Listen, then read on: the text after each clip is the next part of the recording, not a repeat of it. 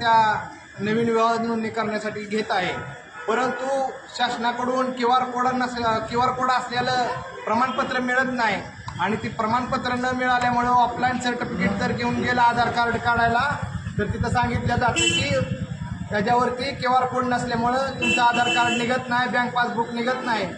मग या ठिकाणी सर्व कागदपत्र जर ही कार्यालय घेत असेल किंवा शासन घेत असेल तर त्या ठिकाणी क्यू आर कोडचं एक प्रमाणपत्र देणं हे गरजेचं आहे. कारण का लय पिळवणूक होत आहे, लोकांची लय तक्रारी आलेल्या आहेत आणि आज आम्ही या ठिकाणी अकलूज शहराच्या वतीनं अकलूज भारतीय जनता पार्टीच्या वतीनं आम्ही एक निवेदन सादर केलेलं आहे आणि निश्चित या निवेदनावरती कुठं तर जिल्ह्याचे जे जिल्हा शुल्क अधिकारी आहेत ते दखल घेतील आणि भविष्यात जी अडचणी येत आहेत आता या आईंना ते या ठिकाणी त्यांना निश्चित न्याय मिळेल ही विनंती करतो. जय हिंद, जय भारत.